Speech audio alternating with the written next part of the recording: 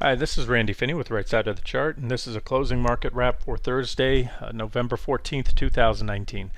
So today we do have across the board all the major indexes that I track now trading below those trend lines I've highlighted recently. So I'm referring to, we're on daily time frames here, daily charts. I'm going to refer to these trend lines here that generate off the October 3rd lows. So there it is. We cracked below yesterday but closed right back about on it with QQQ. Today we closed clearly below it. So you do have technically a breakdown. You're underneath there, but what you are lacking is impulsive selling. As I often say, you want to see a breakout, whether it's alongside bullish breakout, like see this big green candle, you had a downtrend line in QQQ. See, that's an impulsive candle. And then you followed through the next day with more impulsive buying, a big gap up. It wasn't a big candle, but if you had a line chart, it would look big if you didn't have a gap there, because that's a powerful move up. And, a little consolidation, and then you went. So you do have breakdowns, and you have them across the board, but you don't have impulsive breakdowns. Sometimes you get that, sometimes you don't have an impulsive breakdown right away, but the break or impulsive move to confirm, but the breakdown still sticks. So when you look at this chart, for example, here's one of those what I call micro trend lines. This is a micro trend line, and you had an impulsive red candle followed by another red candle, another impulsive, and that was the last correction we had. Pretty decent. It's definitely swing tradable correction.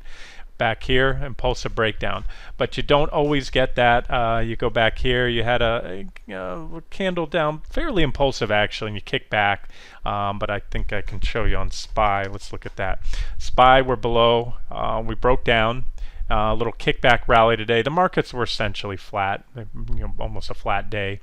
But here's a good example. There was a previous micro trend line right here on SPY, right? And you broke down, and a lot like the breakdowns yesterday, they weren't very impulsive, but you closed below trend.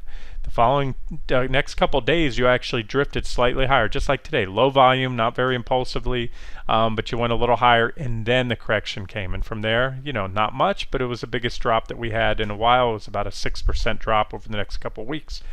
Back here, there's an impulsive candle, an impulsive drop following it. But back here again, this is the trend line off the lows from December 24th, the first trend line broken. And you can see we broke it, not very impulsively, not at all, closed right under it, came back tested, went up for about almost a week, and then the correction came. So basically what you want to see is these are early sell signals, but we don't have the confirmation with any impulsive selling yet. A lot like the breakout lately, we've had a breakout to new highs on the indexes, and, S&P 500 from this point right here, there was this line, here were your two previous highs right there. We broke out, but it's been very unimpulsive. You had these very small candles, very low volume. We've been drifting higher, and so just like that breakout has not been confirmed by volume, it doesn't mean it can't stick or that it must fail. It is just simply a sign of non-confirmation. It would be more bullish had the market broken out to new highs, and you saw at least one or two big follow through big green candles, and increase in volume. It would show you that there were a lot more new buyers wanting to jump in and buy stocks at this level. So, and likewise, just because we don't have solid confirmation here doesn't mean it won't play out, but those are levels to watch. So again, I just wanted to reiterate, SPY, QQQ as I showed you below trend, MDY, mid caps, ETF, breakdown, we're still below trend, clearly below trend, and that's the story here. And there's one other thing I'm going to show you with all of these, and then IWM. IWM, just like the mid caps I showed you, very simple. The mid caps and small caps have been in this trading range almost the entire year, other than that quick V bottom. There it is, there's your trading range.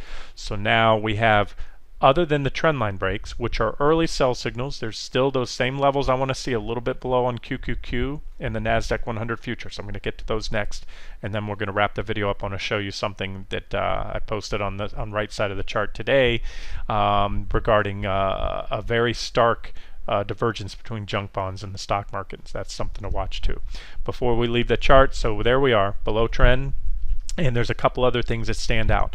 On the small and mid caps, we are at the top of this trading range. I'm circling every time we've hit the top of the trading range, and we've fallen back either 2/3 of the way down or all the way to the bottom after each of those tags, right? So that's number one, and we're there again. As I said the other day, trading ranges don't last forever. A lot of times, and sooner or later this one will break, and the break of the next direction, if it's upside break, could determine where the market goes, where the small caps go, and where the entire stock market goes. However, we have some similarities that we had back here. That would be number one. You take a look at the PPO, and you have a bearish PPO crossover. We had it today. So what I'm going to show you here, this is a histogram. The histogram, if you're not familiar, and if you don't have a PPO, use a MACD. It's going to be very similar. It's a close cousin. Use a MACD and a MACD histogram. It gives you a visual representation of when the lines are above. This is the signal line here, the orange line, and then it crosses down below the PPO line, and that's when you cross from green to red. And the higher the green bars, it just means the lines are apart. So what I like to see on crossovers, first of all, clean separation. That'll help rule out whipsaw signals. So you can see at this point, I'm going to park the histogram away just so you can see that it shows you those, clearly shows you, bullish trends, bearish trends, correction, rally. All right, so, and then also the takeaway is you can use these crossovers to help confirm or maybe refute, what you're seeing on the charts. So as I zoom back here to IWM, let's go back to that trading range, and let's do this. Let's find out. This one's a little more clean, this board here. You can see that. All right, so we'll highlight the crossovers here for you. We have, as I said, bearish crossover today. We had the last bearish crossover was right here. Right here, you started to cross, you had the lines flat, and so we didn't go anywhere, but then you had the crossover right here. So pretty much it was this whole thing, but that's where the lines cross. So what I'm showing you is, look what happened. You have a lot of evidence. You have IWM A at the top of a trading range that's been in place almost all year, since February. We entered that trading range back here. And you can see we had a bearish crossover right there, and we had a bearish crossover right here. Again, you can put the histogram up to see, or you can just zoom in and see the lines. Okay, so there's a pretty good amount of evidence right there. A week, 2 weeks ago, 3 weeks ago, I kept saying, look, the divergences are building, the markets are walking up, we'll get a correction soon, but we had absolutely zero sell signals or evidence of a reversal. Right now, that has changed in the last couple of days. We have the breakdowns, we have the bearish PPO crossovers, we're at overbought conditions. That's also another signature that a lot of those tops had. We were overbought, bearish PPO crossover, and then finally, this was a good example. Back here, we had a little whipsaw signal right about that point in the PPO, but we didn't have a sell signal. You had a trend line here. You can see that on IWM at that point. You also had a horizontal support level. So you got that crossover. You really didn't have a sell signal, and that's one reason you had the whipsaw. So where I'm going with this is, I had on the other chart there, I have these micro trends, I call them. And so ideally what I like to see, the more evidence the better. It's like let's say you're a prosecutor, and you're trying somebody for a murder case or whatever it is. You need to prove them guilty beyond a reasonable shadow of a doubt. So the more evidence you have, the better chance you have of winning the case. Trading is tough enough as it is.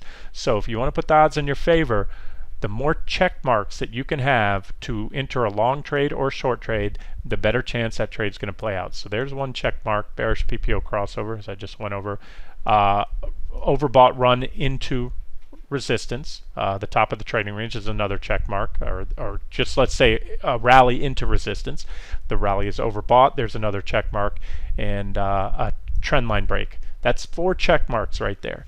All we need now is, I'm going to get to those other levels that I was talking about a minute ago. In fact, let's jump over to that now on QQQ and show you. And by the way, on QQQ SPY, you either have the bearish crossovers just happening or pending. This is a pending. Any more downside, as you can see here, as I zoom in on the PPO on QQQ, should we move lower tomorrow or on Monday or early next week, you're going to get it. So what I'm showing you here are the circling the crossovers.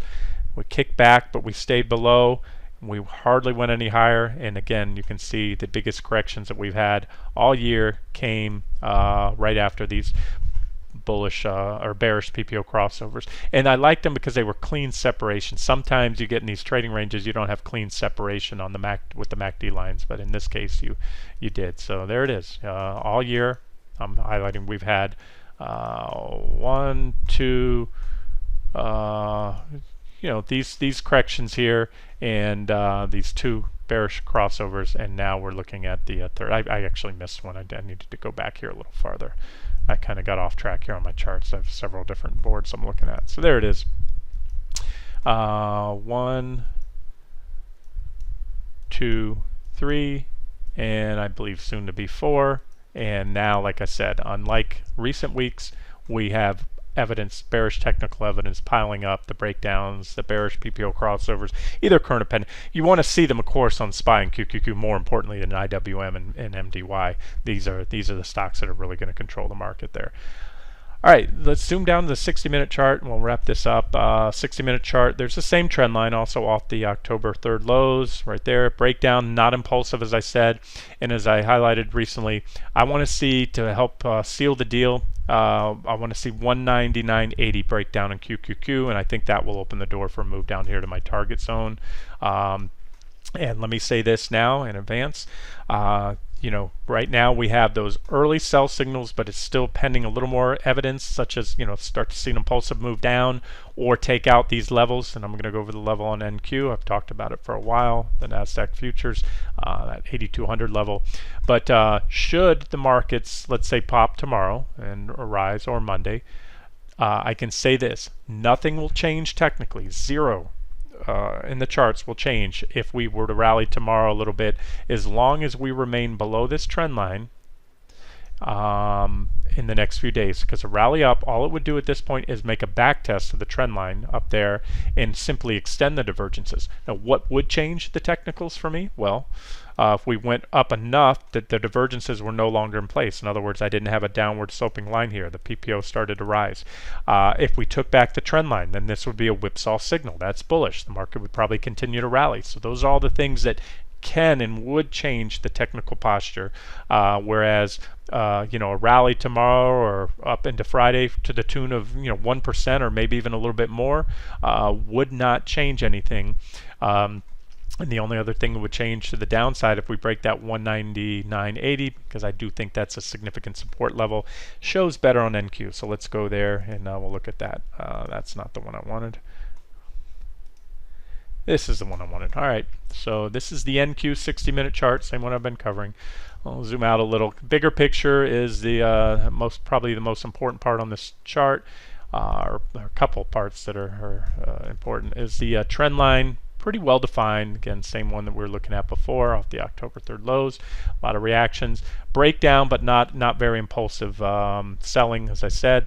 And we back tested, but we're moving sideways. Now, if we zoom in a little bit here, the way this rally has been working, and a lot do, is we had back here, and this was a few months ago, I had highlighted a potential inverse head and shoulders pattern. This was the neckline right here, and that was resistance. And you can see here you had a left shoulder, a head, and a right shoulder. Maybe that was the neckline. Yeah, that was the neckline. It was just, yeah, there it is. I had it blue. This line right here, downward sloping neckline. However, this was also price resistance. So since then, we broke out of that inverse head and shoulders pattern, which was bullish, as expected when we got the breakout. We rallied up, and if you take a step back, you can see here the way this rally has worked since the breakout of that inverse head and shoulders bottoming pattern is we've stair-stepped up.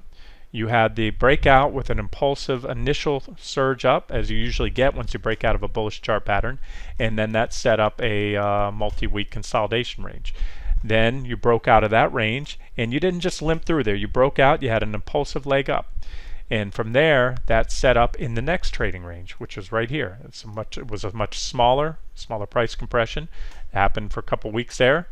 Again, a breakout and just a straight move right up to this current and next trading range. So this is what we're watching, these three boxes. And that's why on the way down, and this is one reason, by the way, I love shorting. It's easier. When you're going long, I can tell you, look, you can take a breakout on this, but there's no price targets when you're near all-time highs. You can use Fibonacci projections, things like that. Otherwise, just ride the trend and set your stops and let it go. And you can do that. And I've said that if that's your thing, do it.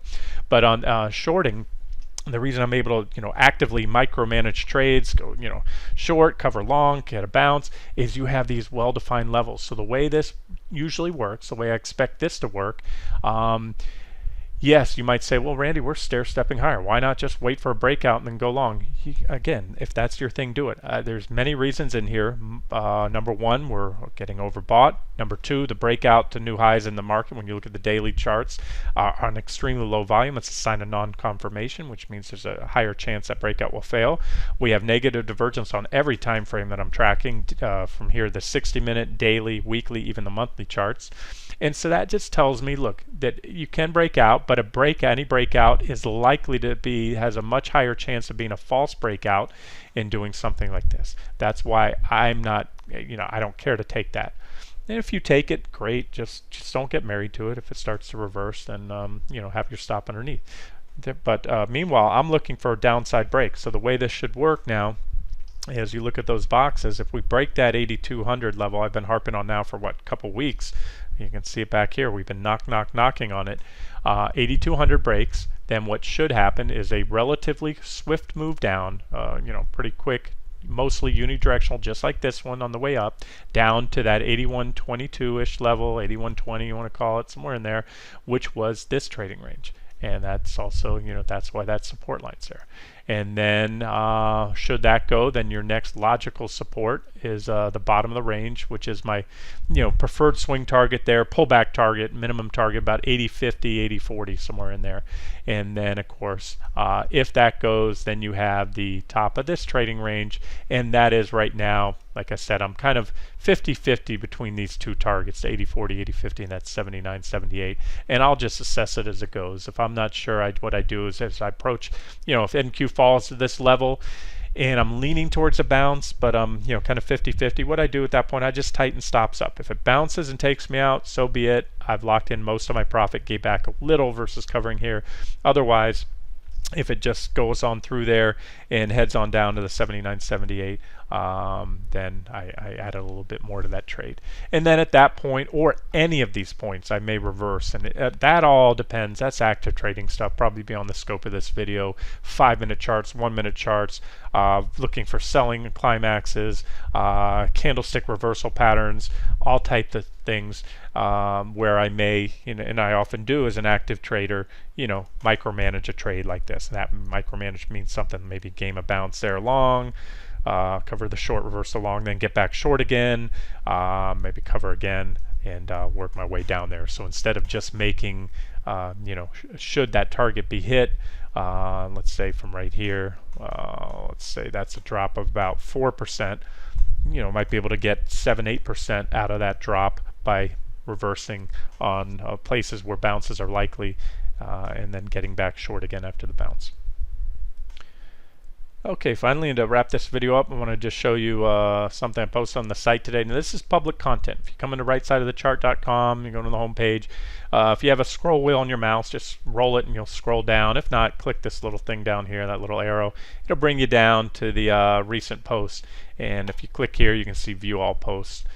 Anything with a key, that's member-only content. If you're logged in as a member, you're not going to see the key. You can go there. But this one was public content. So today, we had a 46% gain from where Clovis was posted as a long setup just a few days ago. Got out of that one. Might have more upside. But right here, divergence between equities and high-yield junk bonds. That is something that stands out to me now. I would encourage you, the reason I wanted to highlight this post is I explain, if you're not familiar with what a junk bond is, what the difference of treasury bonds, and this also segues into what I covered in last night's video about asset allocation. I showed you that chart, the efficient frontier, that shows you when you start combining stocks and bonds together in your portfolio, you actually enhance your returns at the same time bringing down your risk. Now that mix, which had various allocations of stocks and bonds, those charts are assuming investment grade bonds, which are treasuries and corporate bonds. And as I explained in this post, there is a whole world of difference between high yield bonds, aka junk bonds, and investment grade bonds. They are the same exact asset class. They're both bonds. They both pay fixed interest rates. They both are supposed to, quote unquote, pay you all your principal back at maturity, but that's where things differ. Junk bonds very often don't pay you back. So it's all explained here. Again, I encourage you to read that. And I do, here, I'm going to show you the chart and we'll talk about it. But basically what happens is junk bonds, for the most part, will trade almost perfectly in line with stocks. They do not trade like other bonds, whereas, again, it's all explained in there. Other bonds are interest rate sensitive. Most bonds, investment grade bonds in particular, such as individual stocks. I'm sorry, I'm trying to get to that chart that I had. Let me move this over here, park this over here, show you junk bonds, and overlay this. Here we go. Trying to do too many things at once. There it is. All right, so this is the same chart I shared it earlier. And what I just did is I overlaid the S&P 500 in white with JNK, which is one of the two main junk bond ETFs. There's HYG or JNK, same place, two different companies, but both holding junk bonds. You can see this is virtually a perfect correlation. They are almost perfectly correlated. And what you might say if we look at this chart, well, Randy, over here there's a big gap. When you look at correlations, when you're comparing, remember these are two completely separate asset classes. They price differently. The stocks over a bull market cycle will go up a lot more in percentage terms than bonds, even junk bonds. So what you want to look for when you're overlaying two securities for correlation, at time one is falling, is the other falling, not the differential in price. And when that one turns, do they turn at the same time? Are they moving up and down in sync? And as you can see here, a perfect correlation, and that is because, as I explained in there, junk bonds, unlike treasuries, which are very sensitive to changes in interest rates, which is the main driver of their price, junk bonds are much more sensitive to changes in economic conditions or expectations. So when the economy starts heading down, and especially when you go into recession, the default rate spikes up considerably on junk bonds, meaning they stop paying back their interest and or some or even all of their principal to the bondholders, and so therefore junk bonds tend to plummet. But when things are going well and the stock market's chugging along, the economy is good, the default rate is very low. So that's why junk bonds are going to trade almost perfectly with stocks versus other bonds. And now, with all that being said, a lot of astute investors, professional money managers, you might do the same, like to look at the bond market, it was treasuries as well as junk bonds, for any irregularities. And what you see now is a clear and distinct divergence. It started the end of October, so far all month, I should say, for the last couple weeks here, we've seen a very clear deterioration or drop in junk bonds, while the stock market has broken out and to new highs and rallied beyond right there. So this is clear divergence, and as you can see, we don't see anything like it. Now, I did go on to say that last paragraph in that post, number one, we did have a pretty sharp rise in interest rates recently and the big drop in treasuries that could account for some of that. Although I said junk bonds are much more sensitive to economic conditions or expectations than they are rate changes, they are impacted somewhat by rates. But again, over the last few years here, we've had other tickbacks, we've had big drops in rates and increases in rates, and you didn't see that type of disparity. So where I left it at that is, a few days, even a few weeks doesn't exactly make a trend, but I said this is something worth monitoring, because if you continue to see the stock market rally and you continue to see junk bonds fall, that is a big red flag. Mark my words, you will soon start hearing about it sooner or later through the CNBC, the media channel. Maybe they're already talking about it. I don't know. I don't watch TV. Most of my news through the written press. And that's it. So I want to watch that. Now, what I said, if this divergence starts to abate, meaning let's say the stock market corrects or consolidates over the next few weeks and junk bonds start ticking up or holding up, or you just see them start to move in line again with stocks, then maybe not a big deal. But again, this is a heads up. You didn't see this, and this is why I know a lot of everything I've read across the board, I've yet to come across one pundit that they've highlighted on, the Bloomberg, Wall Street Journal, CNBC, anywhere that saw the correction coming in Q4. I made the case it was clearly technically televised in the charts, and it was technically driven, but what I was going to get at back then, I heard a lot of people saying, well, they don't know the reason why stocks fell. And what they were citing is there was, and I know this, we didn't see any clue from junk bonds back then. So it doesn't mean it's not going to work. I just want to say that time around, back in the drop last fall from the October highs, you did not have the divergence, but many other times in the past you have. And I think that's what's happening now. You have a lot of people all watching the same things. Sometimes as these red flags pan out, sometimes they don't. You know that.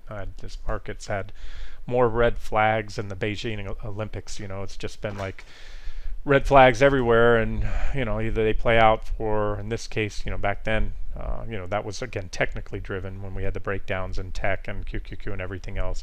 But these other ones, there's some worries there. So I don't want to talk much more on it. Just something to watch going forward.